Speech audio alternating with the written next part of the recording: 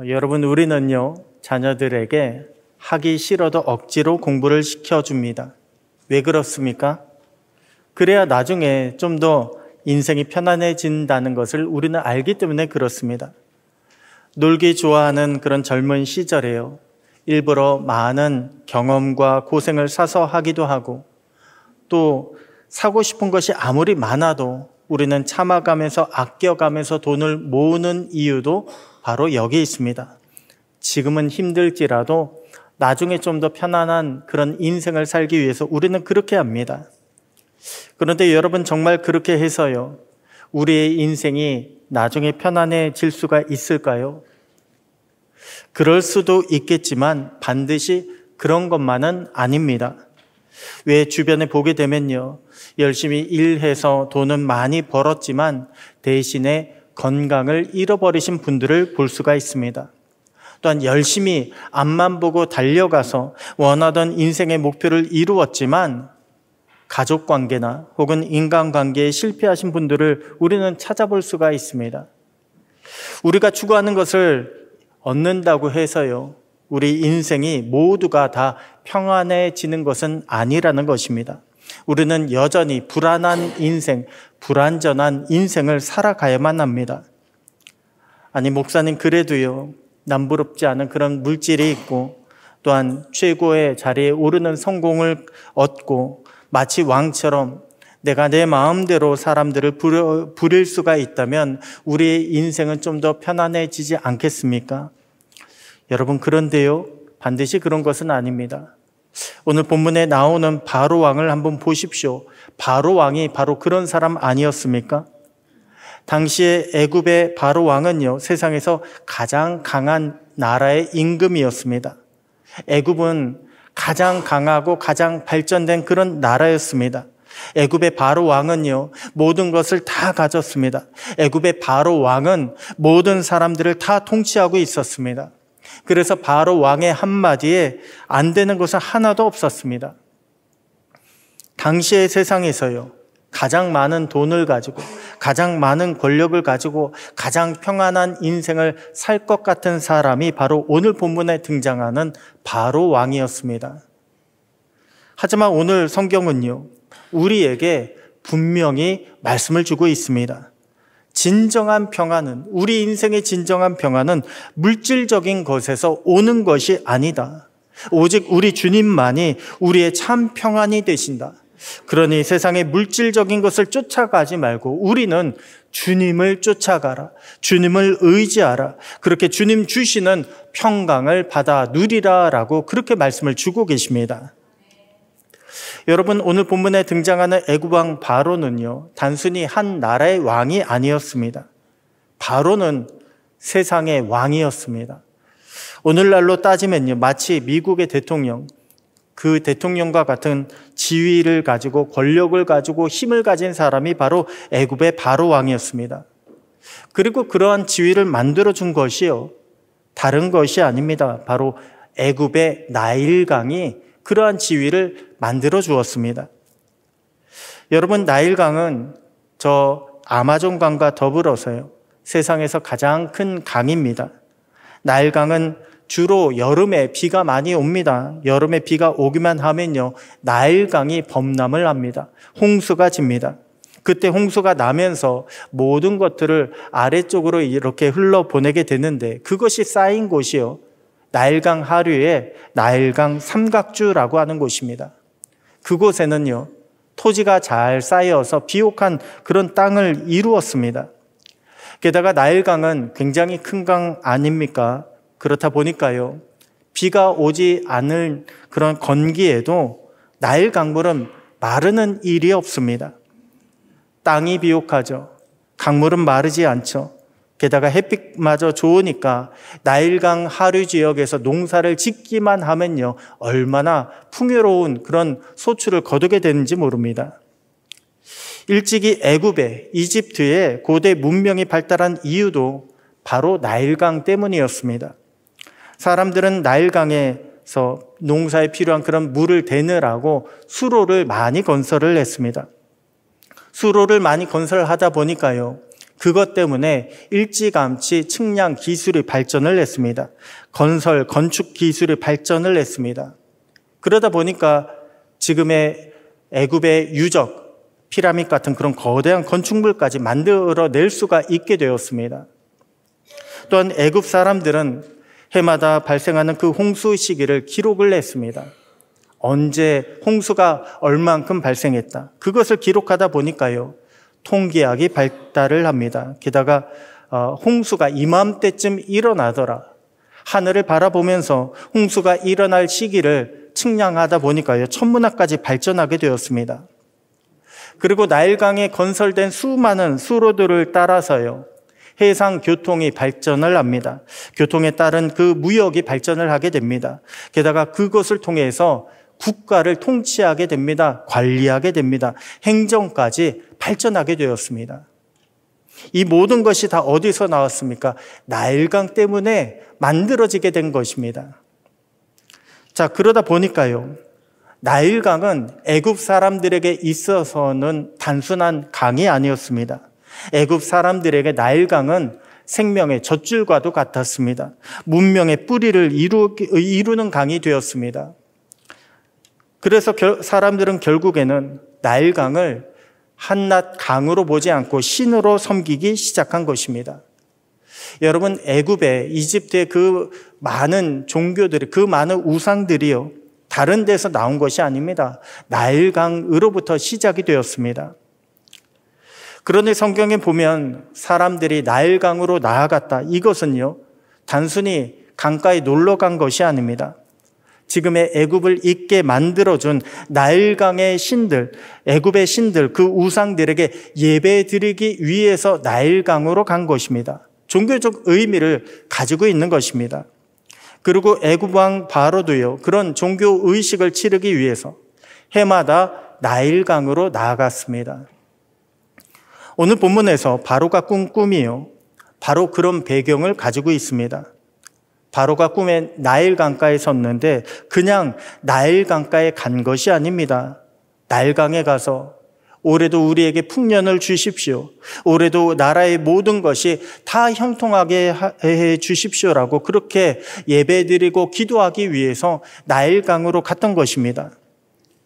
그리고 바로가 그렇게 기도를 하니까 마치 응답이라도 하듯이요, 아름답고 살찐 7 암소가 나일 강에서부터 올라왔다고 합니다. 그리고 평화롭게 나일 강가에서 풀을 뜯어 먹습니다. 여러분, 여기까지가요, 지금까지 애굽 사람들이 봐왔던 그런 나일강의 모습이었습니다. 나일강은 언제나 풍요로웠습니다. 나일강은 언제나 여유로웠고요. 그리고 나일강은 언제나 애굽의 모든 사람들에게 만족과 풍요를 가져다 주었습니다. 그런데 그랬던 나일강가에서요, 갑자기 파리하고 흉한 7 암소가 올라왔다고 합니다. 그리고 먼저 올라온 살찐 암소들과 함께 나일강가에 서 있다가 갑자기 그 살찐 암소들을 잡아먹기 시작합니다.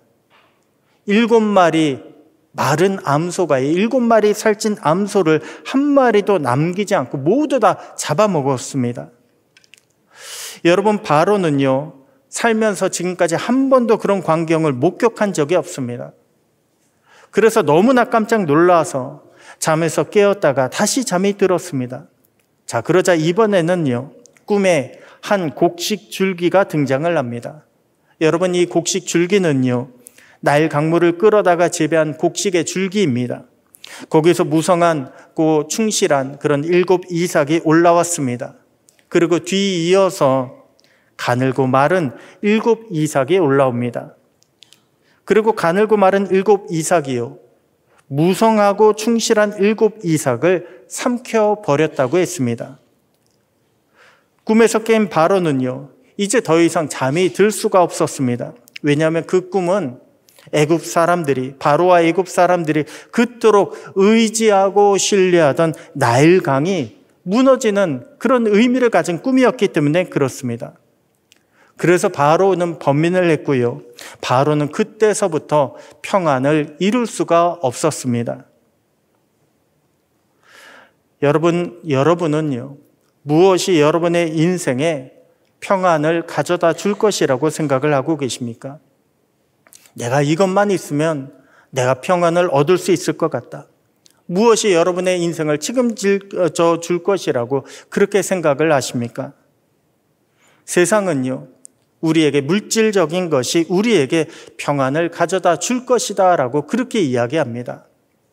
왜 우리나라도 보십시오. 부동산 불패라는 말이 왜 나왔습니까? 애굽의 나일강처럼요, 한국의 부동산은 절대 무너지지 않는다는 것입니다. 우리가 부동산을 소유하고 건물을 올리기만 하면 그 건물에서 따박따박 나오는 월세가 우리의 인생을 평안하게 해줄 것이다. 평생 보장해 줄 것이다. 세상은 그렇게 우리에게 말하고 있습니다.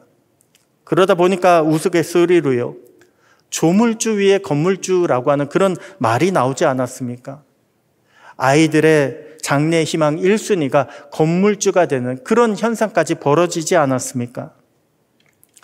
여러분, 지금도 서점에 가잖아요. 그러면 부자 되는 것과 관련된 그런 책들이 항상 베스트셀러 코너에 들어가 있습니다. 자산이 얼마만 있으면 우리는 돈 걱정 없이 살 수 있다라고 하는 것입니다. 우리가 얼마만큼의 자산만 소유하기만 하면 우리는 나머지 인생을 평안하게 살 수 있다. 세상은 얼마나 우리에게 그런 물질적인 것들을 이야기하고 있는지 모릅니다. 우리의 건강이요, 정상 수치를 넘어가지 않으면, 우리가 항상 건강하다라고 하는 그런 기록만 받아내면 우리는 인생이 평안하게 될 것이다라고 생각을 합니다. 우리는 우리의 자녀가 좋은 대학에 들어가고 좋은 직장에 들어가기만 하면 우리 자녀들의 인생이 앞으로 평안하게 될 것이다. 우리는 그렇게 생각을 합니다.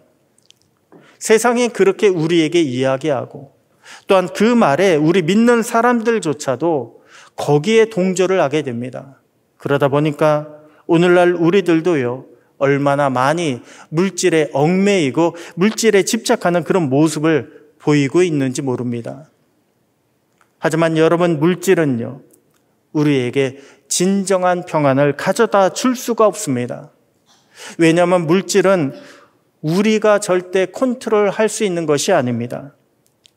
왜 최근에 비가 많이 내리지 않았습니까? 곳곳에 많은 수해 피해를 입지 않았습니까?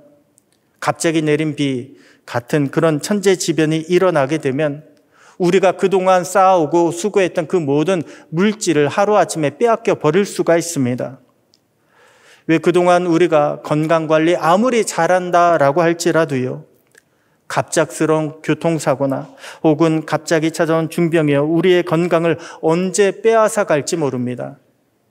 우리가 의지하던 것, 우리에게 평안을 줄 것이라고 그렇게 믿었던 물질은요, 욥의 시련에서도 알 수 있듯이 사실은 굉장히 불안전합니다. 언제 우리를 떠나갈지 모릅니다.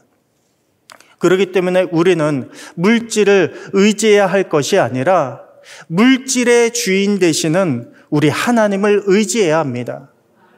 여러분, 진짜를 의지하고 진짜를 쫓아가야지 언제 왔다 언제 사라질지 모르는 가짜를 의지하고 가짜를 쫓아가서는 안 됩니다. 그래서 지금까지 나일강만 의지하고 또한 나일강을 예배하던 그런 바로에게 오늘 본문의 요셉은 뭐라고 이야기하고 있습니까? 하나님께서 바로에게 편안한 대답을 하실 것입니다 라고 그렇게 이야기하지 않습니까? 여기서 편안한 대답이라고 하는 원어가요, 히브리 원어가 바로 샬롬입니다. 샬롬. 하나님께서 바로에게 샬롬, 편안한 응답을 해주실 것입니다 라고 하는 그런 뜻입니다. 요셉은 오직 하나님만이 우리의 평강이 되십니다 라고 하는 것을 바로에게 알려주었던 것입니다. 오직 하나님만이, 세상의 나일강 같은 그런 것이 아니라 하나님만이 참된 평강을 우리에게 주신다라고 하는 것을 알려주고 있는 것입니다. 오늘 여러분 가운데 혹 물질적인 문제로 불안해하시는 분이 계십니까? 육신적인 염려를 가지고 마음의 평안을 잃어버리신 분이 계십니까? 하나님께서 편안한 대답을 주시리이다. 우리 하나님께서 우리에게 편안한 대답을 주실 것이니 오직 우리 하나님을 찾고 또한 하나님으로부터 응답을 받는 귀한 역사가 일어나게 되기를 우리 주님의 이름으로 축복합니다. 그렇게 주님의 평강을 누리고 살아계신 주님을 증거하며 살아가는 저와 여러분 모두가 되시기를 우리 주님의 이름으로 축원합니다. 다음으로 본문은 참 평안을 구하는 우리에게 어떤 말씀을 주고 있을까요? 죄 문제 해결 없이는 우리에게 평안이 없다라고 하는 것을 말씀을 주고 있습니다. 아니, 왜 죄 문제 해결이 먼저 있어야 합니까? 죄 문제 해결이 먼저 되지 않으면요, 하나님께서 우리 가운데에 역사하실 수가 없기 때문에 그렇습니다. 또한 하나님은요, 우리가 문제만 해결하는 것을 원치 않으십니다. 우리가 문제 해결을 하나님을 통해서 문제 해결하는 그 과정을 통해서 우리가 하나님 붙잡고 영원히 동행하는 자가 되기를 원하고 계십니다. 이제부터는 하나님의 사람으로 하나님의 뜻을 이루는 자가 되기를 원하고 계십니다. 그렇다면 우리가 해결해야 할 죄의 문제는 무엇입니까? 여러분, 우리의 죄가 무엇일까요?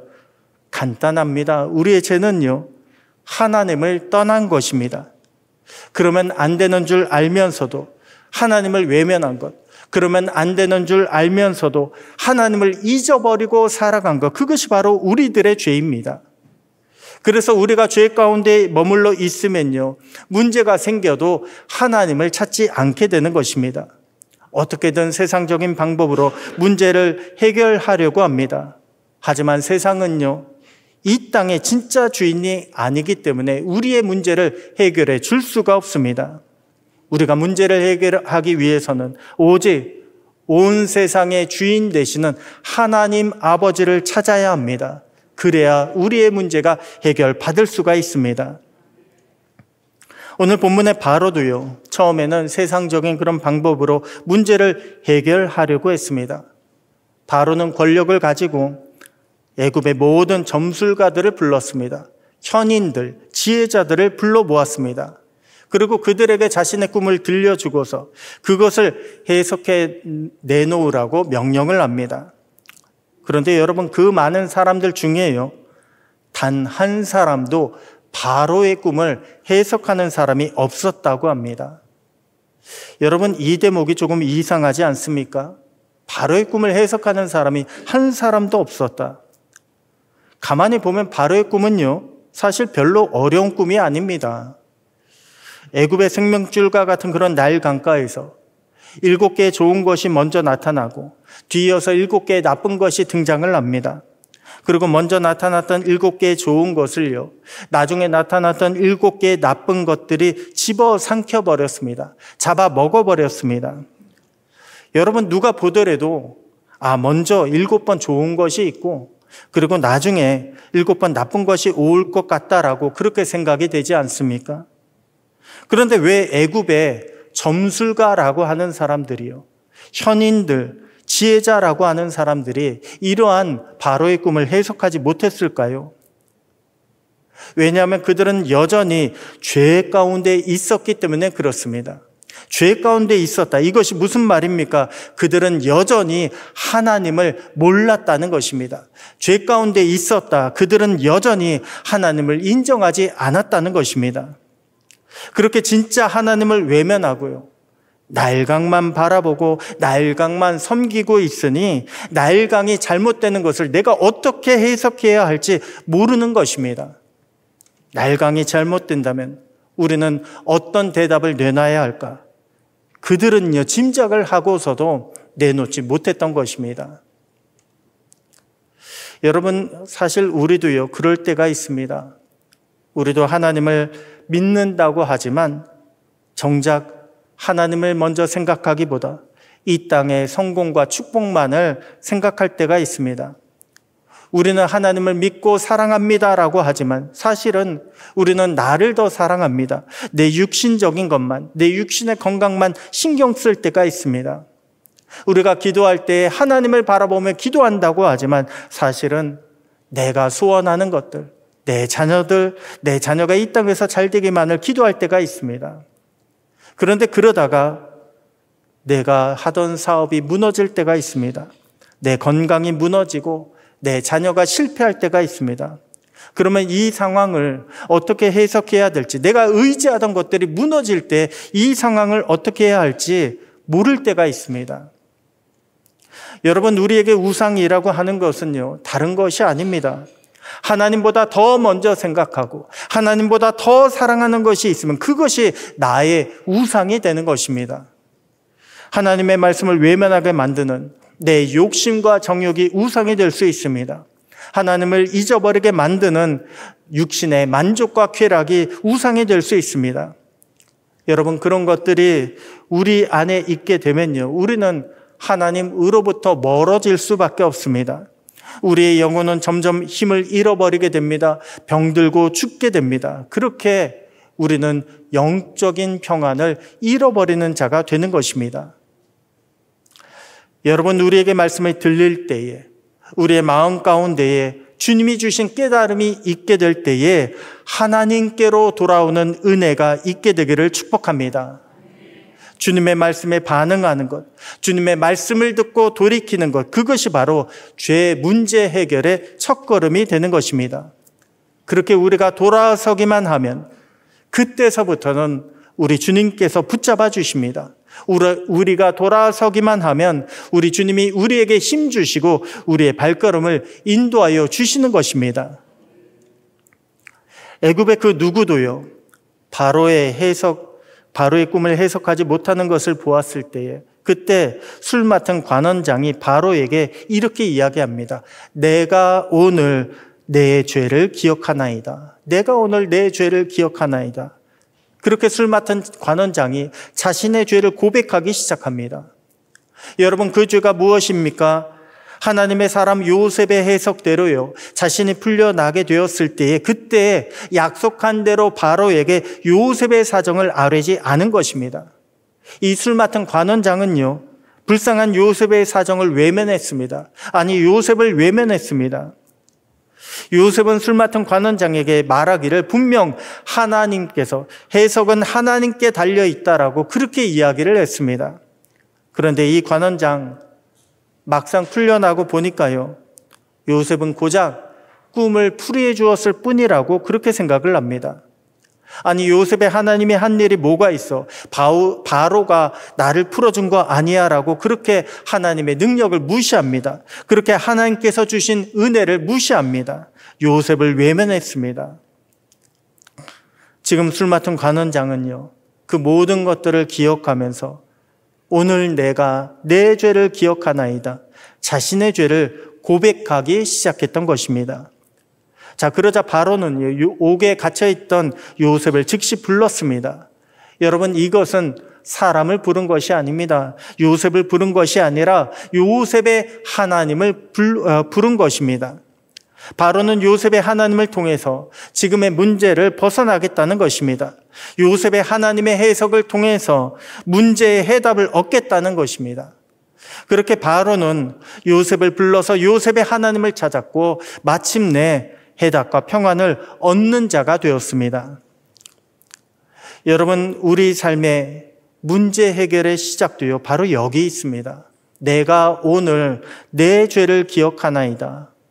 우리가 내 죄를 기억하고 그것을 회개하게 될 때 그때 내 삶의 문제가 하나님께서 풀어주신 그 해결의 문이 열리게 된다는 것입니다. 관원장의 죄의 고백이 하나님을 찾게 했고 또한 응답을 받게 했던 것처럼 오늘 우리가 우리 죄를 하나님께 고백하기만 하면, 우리 주님을 찾기만 하면 우리 주님의 구원의 역사가 반드시 저와 여러분의 삶 가운데도 일어나게 될 줄로 믿습니다.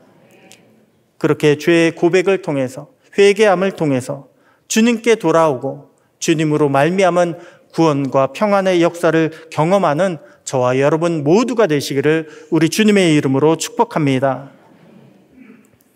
그래서 본문은 우리에게요, 오직 하나님만이 우리의 참 평안이 되신다, 우리에게 참 평안을 주신다는 그런 말씀을 주고 계십니다. 바로가요, 옥에 갇혀있는 요셉을 불렀습니다. 애굽의 모든 사람을 종으로 부리던 그 바로가 이제는 요셉, 옥에 갇혀있던 히브리 죄수 요셉 한 사람만을 바라보고 있습니다. 요셉에게 모든 것을 기대고 있습니다. 왜냐하면요, 자신의 꿈을 아무리 애굽의 모든 사람들에게 이야기해도 그것을 내게 풀어주는 자가 없느니라. 누구도 그것을 해석해 주지 못했기 때문에 그렇습니다. 아니, 그 어떤 애굽의 신도 그 꿈에 대해서 알려주지 못했기 때문에 그렇습니다. 여러분, 우리는 문제가 해결돼야만 우리의 인생이 평안해질 것이다라고 그렇게 생각을 합니다. 하지만요, 그것은 착각입니다. 아니, 문제가 해결돼야 우리가 평안을 얻는다고 한다면 세상 그 누구도 평안한 삶을 살아갈 수가 없습니다. 왜냐하면 우리 인생에는 문제가 끊임없이 찾아오기 때문에 그렇습니다. 우리는 문제가 해결될 때 평안을 얻는 것이 아니라 우리를 끝까지 책임져 주시는 하나님을 만나게 될 때, 그때 우리는 평안을 얻게 되는 것입니다. 하나님을 만나고 우리가 하나님을 쫓아가지 않으면 결코 인생의 평안은 우리에게 찾아올 수가 없습니다.